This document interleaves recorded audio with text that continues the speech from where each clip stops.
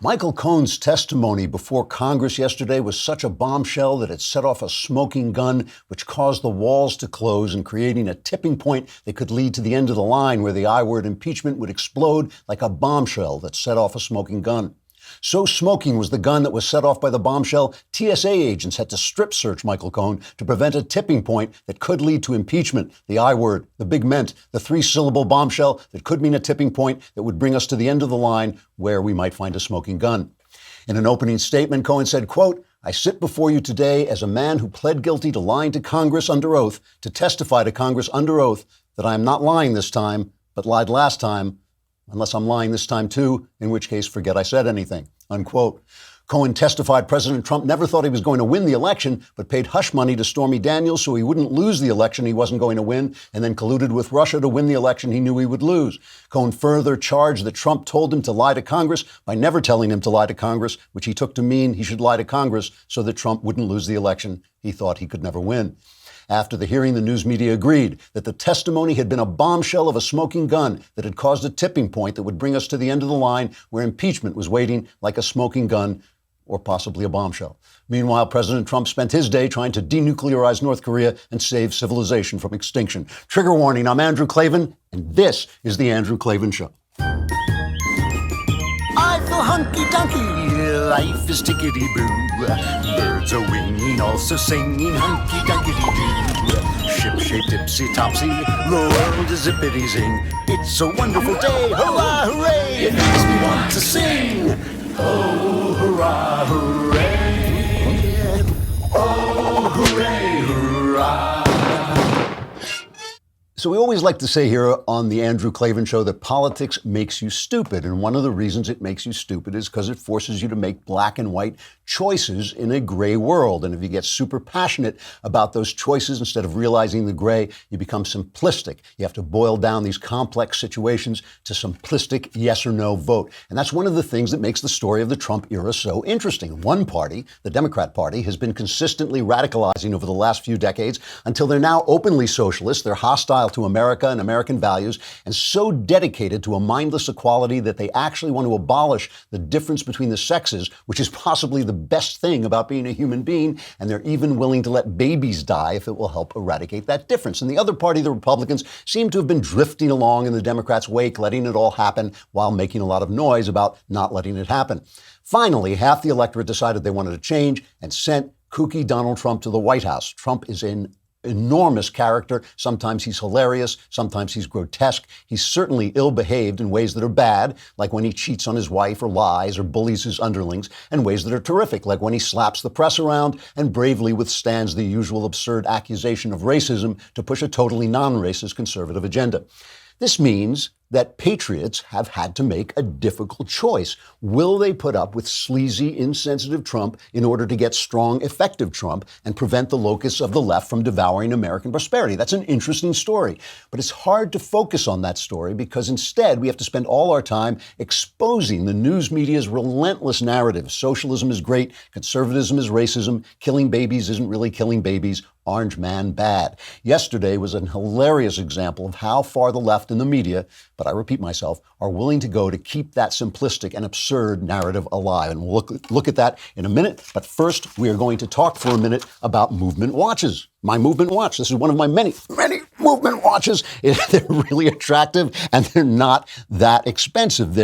Movement watches were founded on the belief that style shouldn't break the bank. They've sold almost 2 million watches worldwide by bringing quality designs at fair prices. I really like them because, they look nice. I love watches. I love the way watches work, but I just don't want to spend all my money on them. Movement watches are all about looking good while keeping it simple. They don't tell me how many steps I've taken. They're not telling me how fast my pulse is. They're just telling me the time.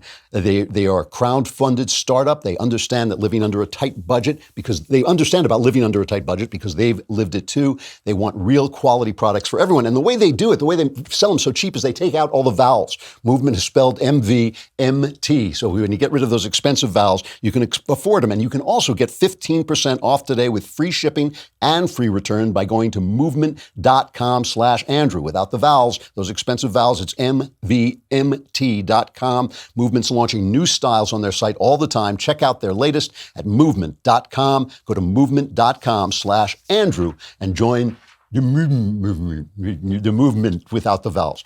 So Trump walked away yesterday from the Kim summit, right? He said apparently Kim wanted these huge concessions to have sanctions removed, but he wasn't going to give up much. He just said he would disable one of his nuclear facilities. And you know what that means coming from Kim Jong-un. It means nothing. We can't verify it. Trump didn't like it, and he walked away. Here's Trump explaining why he did it. It's cut number one. We spent pretty much all day with Kim Jong-un, who is,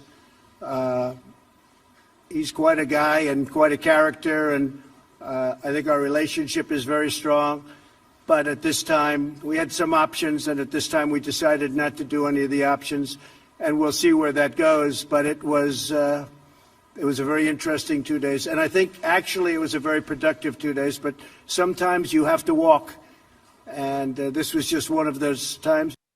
Now, so this is typical in a negotiation, right? We always knew that Kim Jong-un wasn't the guy who was going to come forward and say, oh, yeah, I'll denuclearize. Trump has been depending on Kim to want his country to thrive economically. But does he really want that? Does he really want a kind of modern Western-style government? If they have a modern Western-style government, if suddenly business takes off, if suddenly you have media that's free and you can watch, if suddenly they can reach us and look at their cell phones and all that, isn't the first thing they're going to think is, who is this crazy fat man running our country and making us all slaves all this time? I mean, that's not exactly what Kim Jong-un is looking for. Trump was depending on that. He was trying to entice him with it.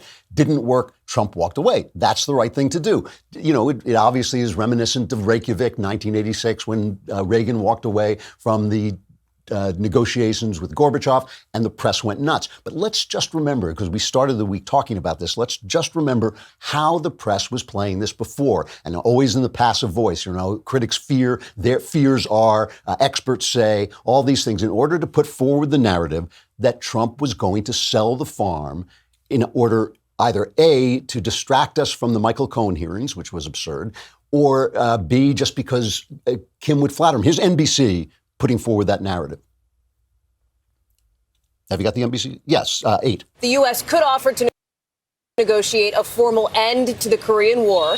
They could ease minor sanctions against the regime, or they could establish a kind of bare-bones diplomatic outpost in North Korea. But some experts worry about a surprise, like last time, remember, in Singapore, when the president unexpectedly announced the end of military exercises in South Korea after those talks. There is some serious X-factor potential coming up tomorrow night. That is when President Trump and Kim are set to meet one-on-one before that small group dinner. A lot of folks wishing they could be a fly on that wall, Lester. All right. And they introduced that by saying they were afraid, experts fear, critics fear, that Trump is going to be flattered. He's going to be flattered by Kim into giving the game away. And this, remember, was the other thing. Remember the Princeton professor who was on CNN? He was tweeting this out as well, who said that the whole thing is just a distraction. This is Julian Zelizer. He's a history professor and obviously a CNN commentator. And he had this exchange, which we played on Monday, I think it was, with a CNN commentator. Both the process and the timing are of utmost importance here. Look at the process the president went through, or lack thereof, with pulling the troops out of Syria. There was no process. Right. The timing this time around is just as he's meeting with Kim Jong-un, Michael Cohen is on Capitol Hill. He has 2 private meetings and 1 public testimony on Capitol Hill. How could that impact the negotiations we see in North Korea? What could we see the president give away? You mentioned, of course, ending the Korean War. Could it be troops, and how could this impact? Well, the fear is that he gets into a bad agreement to make big news and hopefully, in his mind, distract the public from what Michael Cohen is saying or what else is going on in the investigation. And you could end up with a historic turning point where North Korea gets a lot of what it's looking for, international standing, new kind of diplomatic stature, because the president's worried about an investigation without denuclearization. So that's what a lot of national security experts are worried about. So that's the fear, right? The fear, that's the narrative that the press is putting forward, especially CNN, but also the New York Times, that he's such a dope. Trump is such a dope. He's going to give the game away. He's such a narcissist. He's going to give everything away. Then Trump walks away. So immediately, the narrative changes. It's like you can't keep up with them. They're running so fast to change the narrative. Immediately, he's a terrible failure. And you can always count on Jim, look at me, I'm Jim Acosta, to deliver the press narrative. Here he is picking on Trump. He's now, this is the same place, CNN, same guys who were worried he was going to give the game away. Now he proves that he's a tough guy. He spits in Kim's eye. That's a big problem. So this is cut number 4. The president staked a lot of his presidency on something that is just much more difficult than reality TV. This is not something that can be wrapped up in a season of The Apprentice. And the president made some very strong statements showing his affection for this North Korean dictator. Earlier on in the summit, he talked about having a very special relationship with North Korea and with Kim Jong-un, showing off the economic boom that has taken place in Vietnam as perhaps a roadmap for the North Koreans economically if they were to come back into the community of nations. But at the end of the day, that it just seems to be not enough for Kim Jong-un to put really his entire regime on the line. So to take that kind of gamble with the president, it seems at this point he is just not ready to do that. You're a mean, mad white man. He is a mean, mad white man. But, I like the fact that, first of all, Acosta is always doing this. He's declaring that Trump has bet his presidency on this success, which just isn't true. I mean, Trump bet his presidency on 2 things, on the economy and the wall. So far, the economy is going well, the wall not so well. But this is something that has surprised everybody. And it really, the fact that he has made as much headway as he has, the fact that Kim hasn't been shooting missiles over Japan, that's a kind of a major thing. That's a good thing. He did say, I have to give Acosta credit. He said one thing that was true. One thing that was true is that Trump has overplayed the personal relation hand with Kim Jong-un. And if you want to hit Trump on something, hit him on this. Hit him on the comment he made about Otto Warmbier. Remember the guy who was arrested in North Korea for virtually nothing, tortured, obviously, came back and died shortly after Trump got him home. Here's Trump's comment on this. The others came back extremely healthy, but Otto came back in a condition that was just terrible. And I did speak about it, and I don't believe that he would have allowed that to happen. It just wasn't to his advantage to allow that to happen. Those prisons are rough. They're rough places, and bad things happened. But I really don't believe that he was. I don't believe he knew about it. Did he tell you that he did not? Did Kim Jong-un tell you? He felt badly about it. I did speak to him. He felt very badly. But he knew the case very well, but he knew it later. And, you got a lot of people, a big country, a lot of people. And in those prisons and those camps, you have a lot of people. And some really bad things happened to Otto. Some really, really bad things. Why are you willing But to call he tells me that he didn't know about it, and I will take him at his word. So Kim Jong-un was shocked to find out that he's a tyrannical dictator. It's like he had no idea. He had no idea he was tyrannizing his country and torturing people. That's the kind of thing that Trump does that makes people like me, who support a lot of what Trump's policies, it goes right up my spine. I don't want to see him doing that. I don't want to, I know why he does it. I know that's the way Trump thinks. He thinks if I can keep my relationship good, it's all about my relationship with Kim Jong-un. And if I can keep that good, I can make headway. That's the way he deals with people. That's the way he thinks of people. If you attack him, he rips you to pieces. If he thinks he can get somewhere with you, he compliments you. And he is the president of the country. You do not want him doing that. That's what makes this story so complex and interesting. That's what makes the Trump story so complex and interesting. But how can you keep that complexity in mind and argue about that when you have guys like Jim Acosta, putting forward a narrative, which I'll show you in just a minute. But first, we have to talk about blinds, because I know blinds are the most fascinating thing that we all think about. But they're actually important. Blinds are actually important. When I moved into the house that I'm in now, I used to sit around and say, something is wrong with this bedroom. I don't know what it's like. My wife got new blinds. The entire place looks better. At Blinds.com, it is easy for you to shop for blinds. Do this adult task that nobody wants to do. If you're not sure what you want or even where to start, with Blinds.com, you get a free online design consultation. They'll even send you free samples to make sure everything looks as good in person as it does online, and every order gets free shipping. And here's the best part. If you accidentally mismeasure or pick the wrong color, if you screw up, Blinds.com will remake your blinds for free. For a limited time, you can get up to 20% off everything at Blinds.com when you use promo code Klavan. That's Blinds.com, promo code Klavan for up to 20% off everything. Faux wood blinds, cellular shades, roller shades, and more. Blinds.com, promo code Klavan. Rules and restrictions apply. You have to spell Klavan right. And I know what you're thinking. You're thinking, how? Oh, how can I spell Klavan? It is Klavan. No E's in Klavan. I just make it look this easy. So Jim Acosta, basically, you can count on him. Jim, look at me. I'm Jim Acosta. He delivers the ultimate narrative of this negotiation. It all had to do with Michael Cohen. Here he is. So it's strike one in Singapore. He didn't get a deal with Kim Jong-un. Now it's strike two in Hanoi. Once again, no deal to denuclearize North Korea, something that he staked a lot of his legacy, a lot of his presidency on. And Jim and Christiane, in the backdrop of all of this is what happened back in Washington up on Capitol Hill at the House Oversight Committee when the president's former fixer really just blasted away at his former boss, accusing him of being a liar and a cheat and a criminal, basically, and so on. And what was a bombshell hearing up on Capitol Hill. The president presumably will be asked about that as well. He has been steering clear of that conversation here in Hanoi. He has not tweeted about it really in the aftermath of Michael Cohen's testimony. And so this will be really the first comments coming from the president about all of this. I find that just to be kind of remarkable that the president was able to hold his Twitter to a bare minimum here in Hanoi. That is something we don't see very often from the president, but he kept his powder dry. So presumably we're going to hear the president weigh in on all of that as well. So as you know, if you're listening to this show, you know that Trump has been doing that a lot since the midterms because he catches on. He's got a very good instinct for politics, and he has dialed back his Twitter. But he did talk about Cohen. This is what he said. There's a cut two.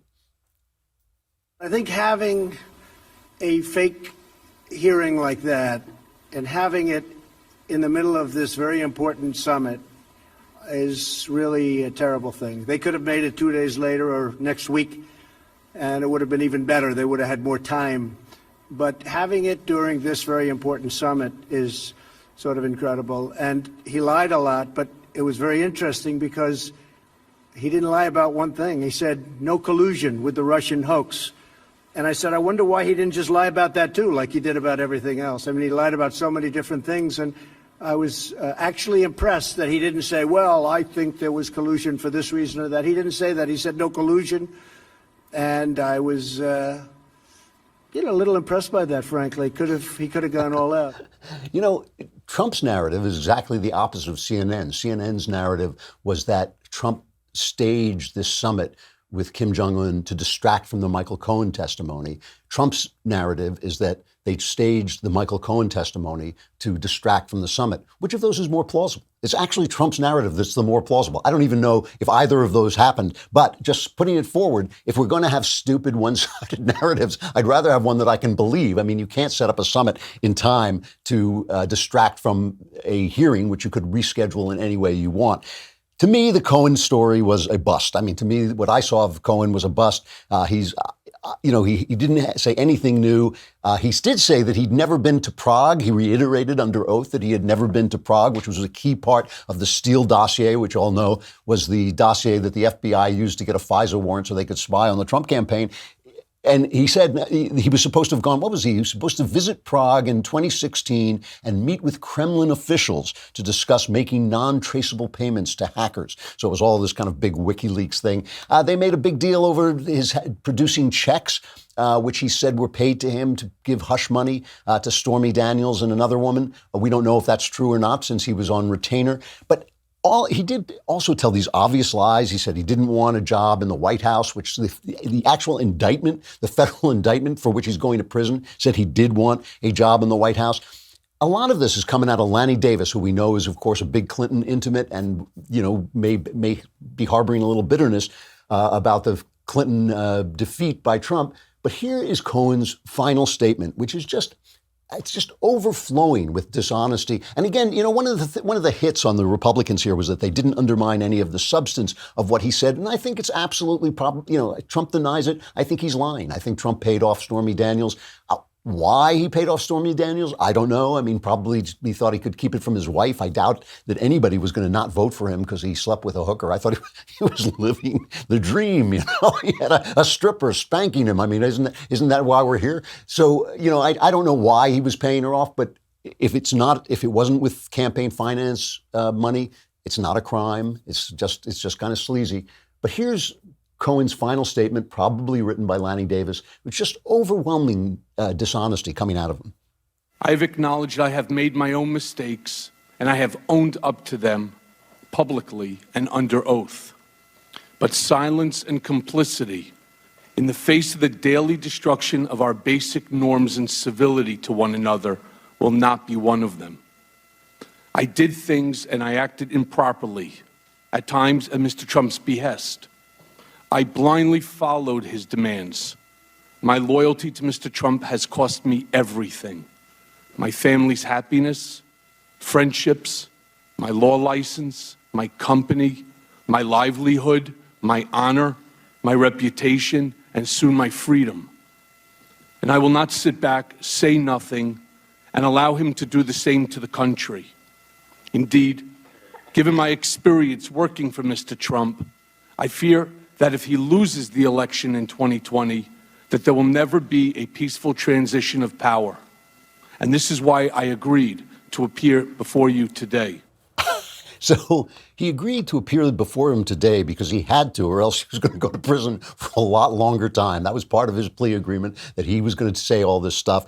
The idea that there would be no peaceful transition of power, so Michael Cohen is flying, he should have worn a cape. He should have worn a cape to the hearing. He was flying to the rescue of American democracy. I used to hear this from people on the right when Obama was president. He'll never leave office. And I thought Obama couldn't wait to get out of office because all his programs had failed. And he was making them, now he can just sit around and talk about what a great president was instead of everybody seeing in front of them what a terrible president he was.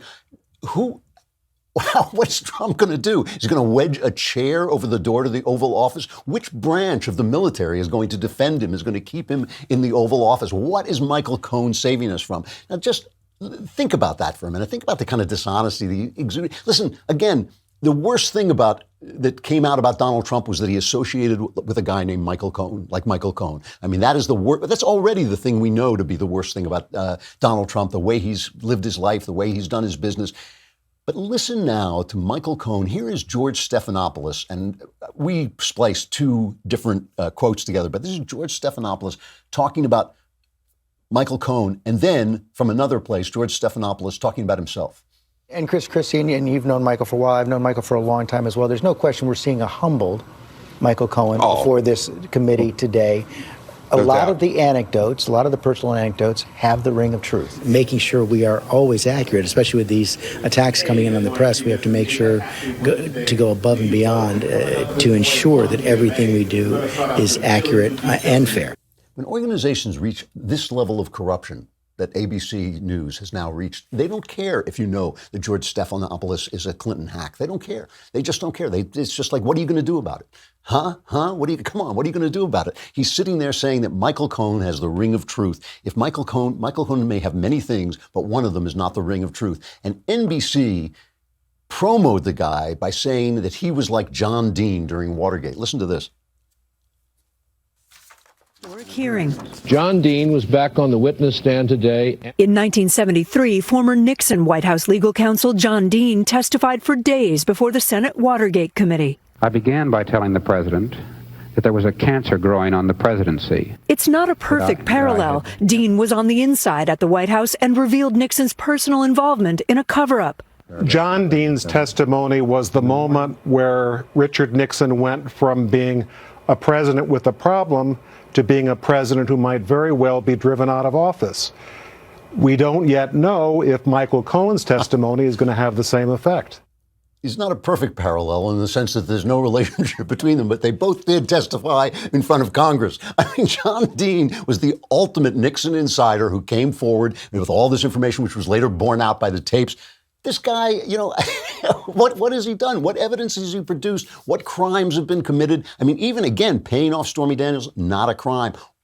Even talking to Roger Stone about WikiLeaks, which Stone says didn't happen, not a crime. It's all of this kind of amorphous stuff, orange man bad stuff, which Jim Jordan says is simply a way to get to impeachment, this kind of crazy impeachment deal. We're going to talk about a little bit more, and we have a guest coming on, Obion Uju Ikiocha. We're going to stay on so you can watch that, but that's no reason not to subscribe. First, let us talk about Wise Foods. You know, a lot of times they try to sell kind of emergency goods to conservatives because conservatives are often worried that the apocalypse is coming. That's not what Wise Foods is about. Wise Foods is just about preserved food that you can store up to 25 years in case there's an emergency. I mean, I live in a place where there are earthquakes, there are forest fires, and when that stuff happens, it can be a long time before the first responders can get to you, and you have to be able to take care of yourself. You want dependable, simple, affordable, freeze-dried food for emergency preparedness and outdoor use, and that you get from the Wise Company. This is something you just have to do to be responsible. You have to be prepared to take care of yourself just for the few days it takes until everybody's back online. All you need is 4 cups of water, and it doesn't even need to be hot. You can take the contents of the pouch, pour them into the water. It's like the MREs, the meals ready to eat that the military uses. This week, my listeners can get any Wise emergency or outdoor food product at an extra 25% off the lowest marked price at wisefoodstorage.com. When entering Klavan at checkout, shipping is free. Wise has a 90-day, no question asked return policy, so there's no risk in taking the initiative to get yourself and your family more prepared today. That's wisefoodstorage.com, promo code Klavan to get any Wise emergency or outdoor food product at an extra 25% off and free shipping. And I know what you're thinking. You're thinking it's been a long time since the last ad. I forgot how you spell Klavan. It's Klavan. There are no E's. You know, David French, who is a guy I really like and admire. He's a guy who actually left his family to go to Iraq. He's a guy who has fought for free speech, but he's a never-Trumper, and he is an evangelical. And he tweeted out yesterday, he said, the porn affairs, Trump's porn affairs and the hush money payments by themselves are enough for me to never, ever vote for Trump. And that's just one thing of many. I remember the days, like way back in, say, May 2015, when that would have been a consensus evangelical position. And I am not questioning David's morality, the fact that he's a moral person. I don't even understand what that means. I don't understand the morality behind that statement, that you wouldn't vote for him because he messed around with a stripper. He did all these sleazy things. We all know this. This is part of the interesting story of the Trump era. We all know this, but we also know that the other side is openly socialist. They are all talking about this Green New Deal, which is simple socialism. It is simple, which is socialism, which is simple slavery. They're all talking about it. They are voting every Democrat but three voted against a bill that would protect babies who had escaped abortion and lived. Just let them die. That's basically the Democrat policy. They are this radical. It's not just crazy right-wingism to say they're this radical. They are. They have left the reservation. They do not like America. They never say a nice word about this country. It's always the country. If it would just become a socialist country, it might kind of be good. All of our past, anything when you say, let's make America great again, all they can think about is racism. No one's denying the racism, but no one's also denying that America had great days. There's not a free person walking the world, walking the earth, who does not owe that political freedom to America in some way. Not one. There's not one free person walking the earth who does not owe his political freedom to America in some way, either bringing down the Soviet Union, defeating the Nazis, defeating the Japanese, all these things that America has done because they were the engine of freedom, because they were the place of hope. The reason people are breaking into the country, the reason we're having all this argument about the border, is because people want to be here. No one's going the other way. No one's swimming from Florida to Cuba, risking sharks and risking danger and risking death. They're all coming in one direction. And the left has lost that plot. It has lost that idea. So we all know that Trump is this guy. We all know he's this guy. And nobody's denying it. But this is a complicated situation. And it does seem to me that when I say politics makes you stupid, it makes you stupid in just these ways. It makes you think like, well, here's a guy who did these sleazy things, and I think he did these sleazy things. I can't vote for him. And then you're keeping yourself clean, but you're letting your country, I don't know, go spiraling down into a very, very dark hole. I would like it if David would come on and talk to me about this. I think he might. I'll ask him. We will ask him if he can. We're going to stay on so you can hear our guest, but Please come to dailywire.com and subscribe. If it's a lousy $10 a month, a lousy $100 for the entire year, you get the famous Leftist Tears tumbler, which people just are outside the door. They're pounding on the door trying to get a Leftist Tears tumbler. It's yours for a measly $100. And you also get to be in the mailbag, get to ask questions that are backstage. You get Shapiro, you get Walsh, you get Knowles. Okay, we'll take $10 off for Knowles. But you get everybody, all the shows. It's a great, great deal. Obianuju Ikiyosha. How'd I say that, Uju? Was that a good one? That's great. That's great, Andrew.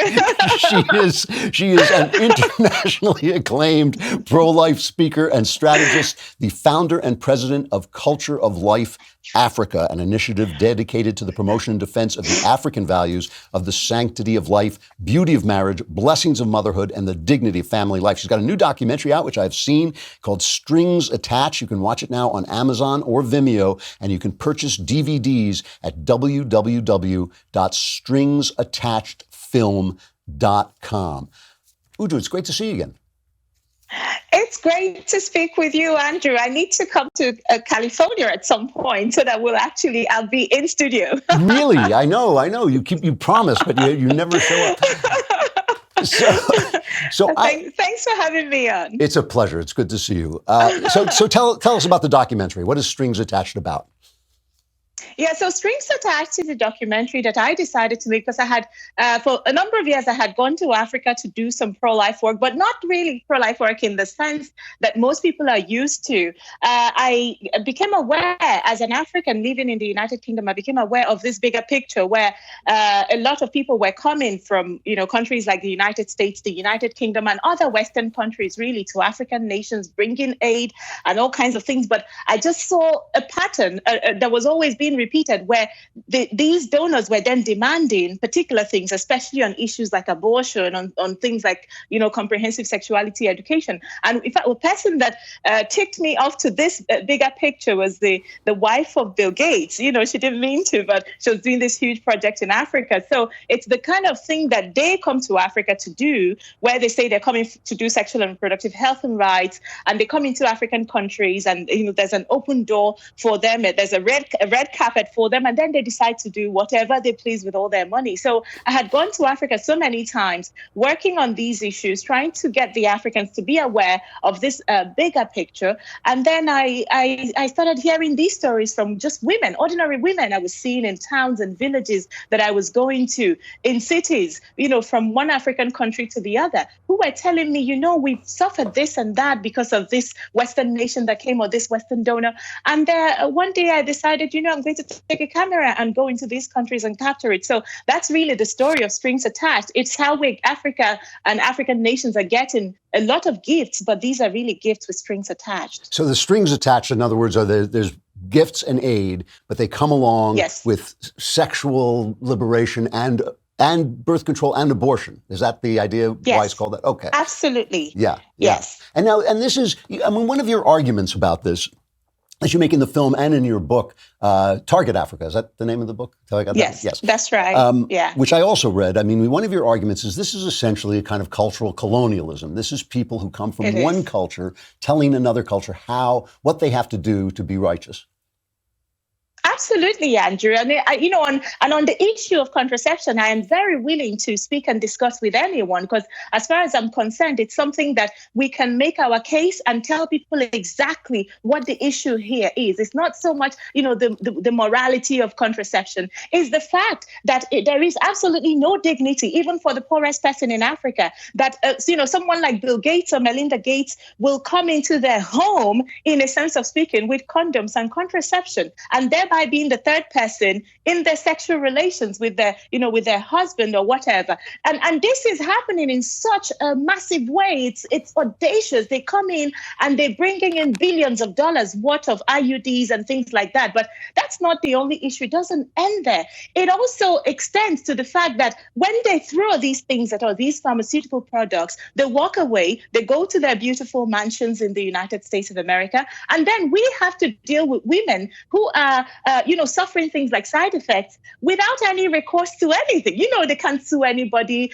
The other time, some people came in with Norplant, which had already been phased out in most of these Western countries, and they were giving it to these rural women in some African nations. And these women spent years, suffering all kinds of problems. I think there is also like a human rights problem here if you come to look at it. But then also something like abortion, where many of us agree that abortion is reprehensible in any country whatsoever. Then what more when somebody's coming from a country where abortion is legal to a country where abortion is not legal, and they're then forcing this ideology of abortion and trying to get the Africans to embrace this kind of ideology. They're selling it to children, they're selling it to women, but most Africans reject it, and still, because of the amount of money they have, it's just not a balanced discussion. The dynamics are just not in our favor because they come in with billions of dollars and we don't stand a chance. So this is happening at the government level. In other words, they're saying to governments where abortion is illegal, they're saying if you don't loosen these laws, you don't get the aid. Yes. Yeah.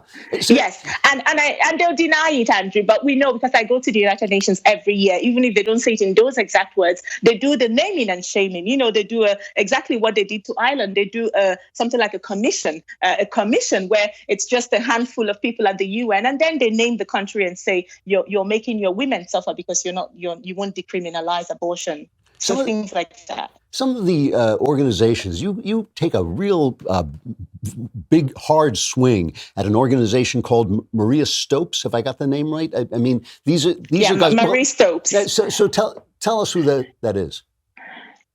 Okay, so Marie Stopes International is an abortion organization, actually a well-known abortion organization here in the United Kingdom. So the UK will have about 200,000 abortions a year. So Marie Stopes would perform about 70,000 of those abortions. So they're doing a good, let's say a good third of the abortions in the United Kingdom every year. So Marie Stopes International, however, is not really known for their 70,000 abortions in the UK each year.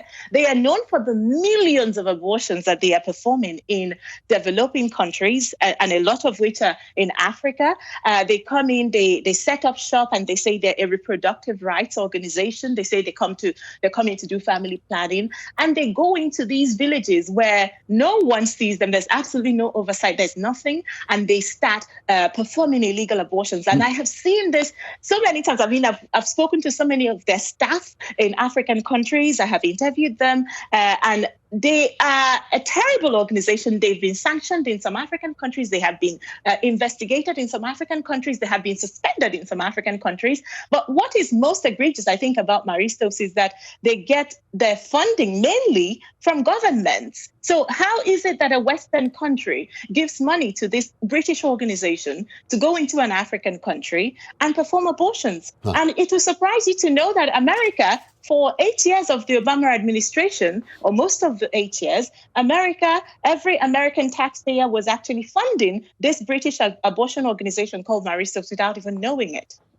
Now, how do you feel about what Trump is doing? We were talking, before you came on, I was talking about the fact that some evangelicals attack Trump because of the way he's lived his life, and he hasn't been a faithful husband, and he's been, he plays fast and loose with the truth, and all these things that we know are true about Donald Trump. And yet, he's been pretty good on this issue, hasn't he? From day one. From day one of President Trump's administration, this was back in 2017, January, he signed an executive order which was going to reinstate the Mexico City policy, which is not really about Mexico, but which is about abortions everywhere in the world, especially developing countries, that to ensure that America will not fund any abortion organization or any abortion promoter or performer. So he took out all that money from them, and they gave it to other organizations that were, providing real health care. So it's not like he removed all that funding. He redirected it, but he took it away from organizations like Marie Stopes International that had been funded by the Obama administration for many years. He also took it away from an organization like International Planned Parenthood Federation. So that's Planned Parenthood, really, their mother organization. And since then, people have been screaming. They say he's racist. But I tell you that the Mexico City policy that President Trump reinstated was very much in line with the African way of life. It was very much in line with African beliefs as far as abortion is concerned. I was just in Uganda last week because this particular documentary, Strings Attached, was screened in Parliament last week. And I was surprised, Andrew, because an MP took the microphone during the open session, and she said, I just want to say it here in the open, but President Donald Trump is a godsend. These were her words. I didn't talk to her. She said this, and I'm so glad because I just saw the video yesterday. So we're going to share that also online. This MP, this member of parliament, said, people have been saying all these bad things about President Trump, but he's actually a godsend. Because this was about, an event about abortion we were talking about. So the Africans recognize it for those who actually understand what the issues are. So I'm really sorry, about the other things about his life and all of these things that you said, and it's true. I really second that. But as far as issues like abortion and even comprehensive sexuality education is concerned, I'm really very grateful for the way he has gone and his administration. I've been to the White House a number of times. They have at every point in time listened to our plea. They have listened to me. The Strings Attached has been partly screened at the White House as well. That was last year, March, where members of the administration viewed some parts of it, and that was really very encouraging. Do you think you have a chance of beating back this movement from the people like the Gates, the Bill and Melinda Gates Foundation? Do you think you have a chance of winning this fight? The Bill and Melinda Gates Foundation and people like them, the Ford Foundation, the Hewlett and Packard Foundation, are private foundations. So let's just say someone can do with their money what they want. I think that's their defense. But I am ready to fight to the very end. Every government in the West that is bringing this kind of neo-colonialism to African countries. And let me just say it here. I will be speaking at the European Union in 2 weeks, exactly 2 weeks from now. And I have been asked to come and air and just air the problems and just say exactly what my issue is. And I am going to say it at this this is the EU Parliament in Brussels. I will be saying this exact thing that I've just said here now, that, whatever Western nation is out there giving money to these abortion organizations to come to Africa, it's an act of aggression, I think. I can go that far. It is an act of aggression because the Africans believe, most of these African countries believe that even the baby in the womb is a citizen in their country, that your country does not believe that anymore. It's your fault. It's not our fault. It has nothing to do with us. But right, some African countries I have to stop you there. These are our citizens, yeah. Well, I'm going to be watching for your speech to the EU. That sounds really interesting. Obianuju Ikechukwu. The film is Strings Attached. You can watch now on Amazon or Vimeo and purchase the DVDs at www.stringsattachedfilm.com. Uju, it's so good to see you. I hope you'll come back. And if you are in California, you have to drop by. I'll make that happen. Thank you so much, Andrew, for having me on. All right. Bye-bye. Yeah. In the backstage this week, was it this week? I think it was. It all blends together. But I mentioned the fact that I'm a gamer, that I play video games, and I got a lot of mail. I want to talk about that more, but I can't do it this week. Hopefully, if the news allows, I'll talk about it more next week, because I have a long, long history with video games. I was there at the beginning, and they have meant a lot to me, and I've watched them develop over time. So I have a lot to say about that. But right now, we started this week talking about the Oscars. I want to finish the week talking about the Oscars, about the fact that Green Book won the best film. And I thought Green Book was a watchable, likable film about a white driver, and a black pianist, a jazz man, who travel in the South during segregation days and form an unlikely friendship, as we say in Hollywood, an unlikely bond. This really bothered the left. This film bothered the left because it showed a friendship between a white man and a black man. It showed a white man kind of teasing the black man into letting go of some of his stiffness, trying to get him to try fried chicken and things like this. And it just drove the left mad. And the fact that won drove the left mad. Here is the New York Times. We'll travel to Knucklehead Row, the opinion page. Actually, you know what? This wasn't on Knucklehead Row. This was on the front page of the New York Times, an article on the front page attacking the Academy for giving this award to Green Book. So listen to what they say. Something seismic was happening during the Academy Awards ceremony on Sunday night. The Hollywood establishment, excoriated for its longtime exclusion of women and minorities, recognized African-American production design and costume virtuosos for the first time. Asian-American filmmakers were honored. A movie about a gay rock star collected 4 trophies. Let me just pause here for a minute and say this whole Oscars so white controversy was nonsense. About as many black people have won Oscars as there are percentage-wise black people in America in the modern era. Certainly, this was brought up when Will Smith wasn't nominated and his wife got angry about it and she made these remarks and the press picked it up. It has nothing to do with the actual numbers. So they're praising the Oscars for being woke, for being bullied into wokeness. They're praising them for that. And then they say, but then came Green Book in a choice that prompted immediate blowback from, among others, the director Spike Lee, who threw up his hands in frustration and started to walk out of the theater because he lost, not because of the issues. The Academy of Motion Picture Arts and Sciences gave the Best Picture Oscar to a segregation-era buddy film. While admired by some as a feel-good depiction of people uniting against the odds, the movie was criticized by others as a simplistic take on race relations, both woefully retrograde and borderline bigoted. It was the ultimate Lucy pulling away the football moment for those who had hoped the Film Academy was going to reveal itself as a definitely progressive organization, that the 2017 selection of Moonlight, a little sliver of a film, as Best Picture, that wasn't a fluke, that the efforts to diversify its membership had been transformational. Albeit it says still 69% male and 84% white. In other words, no quarter given, no other opinion is allowed in the arts. This is the New York Times bidding for a monopoly of the culture. Not just, there are a lot of leftists in Hollywood making culture, but it shall not be allowed that a film that does not agree with the woke agenda of the left, which is now the New York Times, does not agree with that, shall not be allowed, that these awards shall not be allowed. This is a vote that's taken. This is the people in the Academy voting for the film they thought was best. This was certainly the most likable of the films that was nominated. I didn't think it was the best. I thought The Favorite was a better film, but not anywhere near as likable. This was a typical Hollywood, as they say, a buddy film.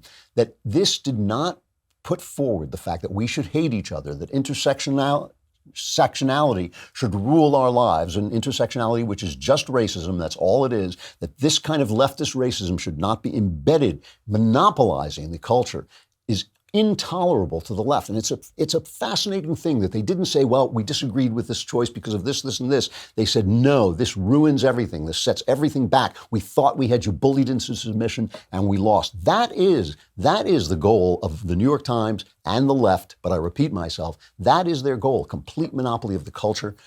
We shouldn't allow it, but I feel like I'm talking to myself when I say that. The Klavanless weekend is upon us. I'm sorry, I got to let you go into the dark and chaos of that nighttime, that nightmarish world of the Klavanless weekend. We will be back on Monday if you survive. Doubtful, but if you make it, we'll be here. I'm Andrew Klavan. This is The Andrew Klavan Show.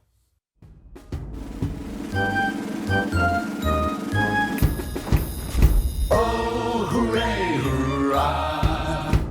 The Andrew Klavan Show is produced by Robert Sterling. Executive producer, Jeremy Boring. Senior producer, Jonathan Hay. Our supervising producer is Mathis Glover, and our technical producer is Austin Stevens. Edited by Adam Sayevitz. Audio is mixed by Mike Cormina. Hair and makeup is by Jesua Alvera. And our animations are by Cynthia Angulo. Production assistant, Nick Sheehan. The Andrew Klavan Show is a Daily Wire production. Copyright Daily Wire 2019.